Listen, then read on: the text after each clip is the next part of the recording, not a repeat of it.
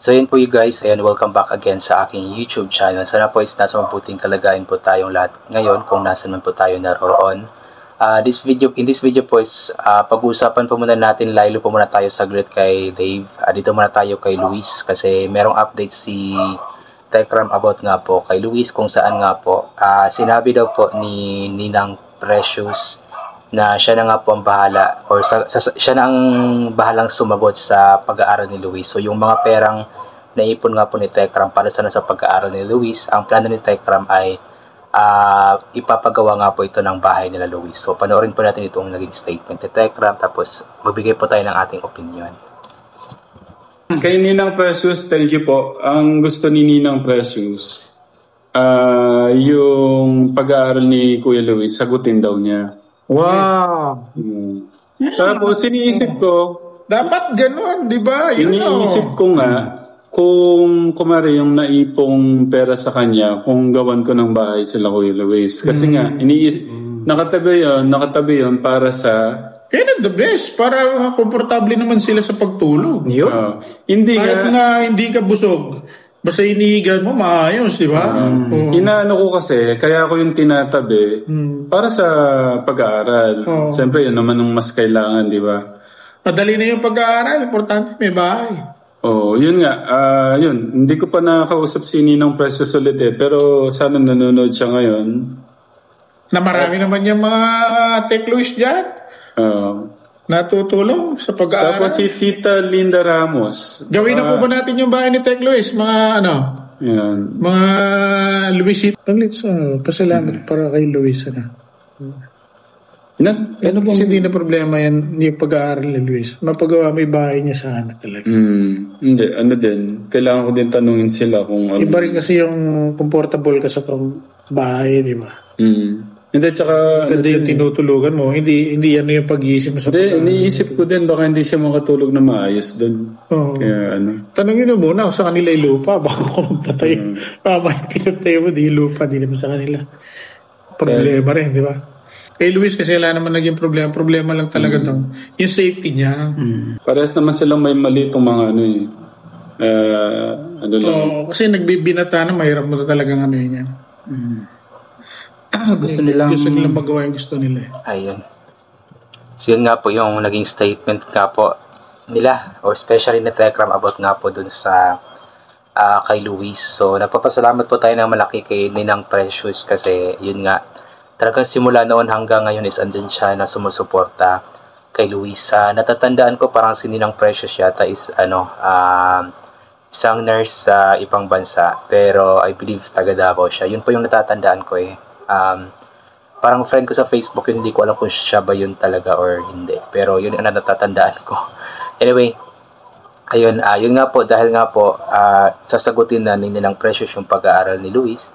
So yung mga pera nga po na naipon ni Tekram for Luis, sa pag-aaral sana ni Luis ay yun nga pong gagamitin niya na pampatayo ng bahay nila Luis. So maganda itong plano na ito kasi nakikita naman po natin na yung bahay nila Luis ngayon is hindi siya ganoon kalaki, hindi siya ganoon kaayos.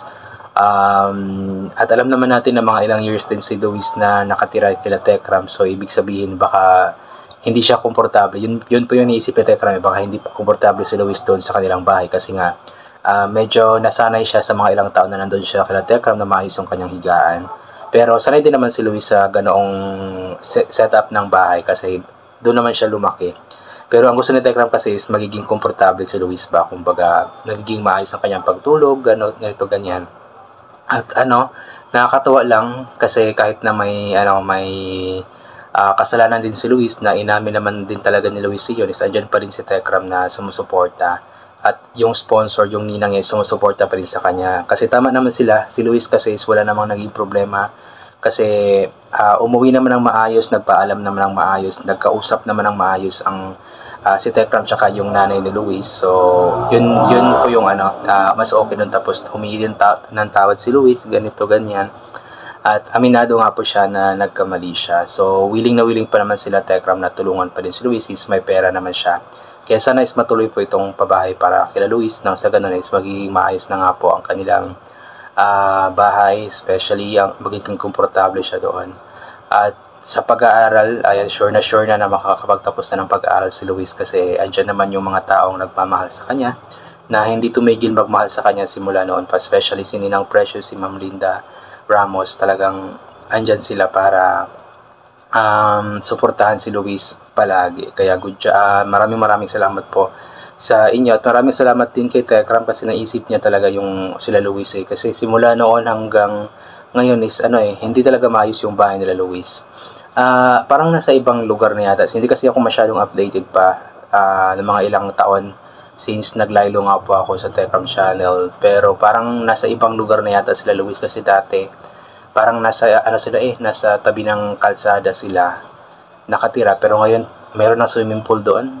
Di ko alam kung kaninong lupa yun, kaya yun po yung gustong ipa-clarify din ni Ate Poren, yung lupa kung sa kanila ba, kasi mahirap din naman talagang magtayo ng bahay sa lupa na hindi sa'yo kasi masasayang lamang yung gastos kapag magtiman or sasabihin ng may-ari na gagamitin ko na yung lupa, umalis na kayo dyan, so sayang lamang yung gastos. So kailangan na bago magpatayo ng bahay is yung yung lupa is klaro na nasa kanila or may lupa ng mapagtatayuan ng bahay na talagang hindi sila mapapaalis. Nang sa ganun is yung mga gagastusin na pera is hindi masasayang. So yun, ipag-pray na lamang po natin na matutuloy po ito at ipag-pray din po natin na sana maging maayos si Luis sa kanila ngayon. Sana ma-realize niya yung mga bagay-bagay, mga kamalian, at sumunod siya sa kanyang pamilya, especially sa kanyang mga magulang. Sumunod siya sa kung ano man ang sasabihin nila kasi lahat naman ng bagay na pinapayo ng mga magulang, ng mga kapatid niya, mga nakakatandang kapatid is para din naman sa ikakabuti niya at hindi naman nagpapayo ang mga ito ng mga bagay na ikakasama niya. Katulad na lamang po ng ginagawa ni Tekram na talagang pinapayuan siya ng mga bagay na ikakabuti niya. Talagang natakot lamang si Tekram doon sa maaaring or posibleng mangyari kay Luis sa pagmumotor nito, especially na hindi ito nagpapaalam kapag dumalabas. And pasensya na po. So yun, ano pa ba? Yun na lang siguro. I think hanggang dito na lamang po itong gagawin ko na reaction video. Thank you so much po sa lahat ng mga palagi bumabalik sa aking YouTube channel. So inulit ko nga po palagi, magaling po natin magdasal. Nasugat to. May tinanggal lang ako tapos nasugatan na. So anyway, yun, inulit ko hanggang dito na lamang po. Mag-pray po tayo always. So salamat sa lahat ng mga bagay na atin natatanggap kahit na di po natin ito hinihingi. Kasi nga po lahat ng mga bagay na meron tayo ikalob sa atin ng ating Panginoon at wala ang mga bagay na ito kung hindi dahil sa Kanya. And always bring pa yung kapote, sombrero or anything na pwede maging proteksyon sa katawan kapag lalabas po tayo. Nasa ganun kapag mainit ay hindi po tayo mainitan or kapag biglang umulan na hindi po tayo mababasa ng ulan. And always take vitamin C para maboost ang ating immune system at hindi po tayo matatamaan agad-agad ng kung ano-ano mang mga sakit-sakit. So once again, inulit ko hanggang dito na lamang po muna ito. God bless and bye for now po.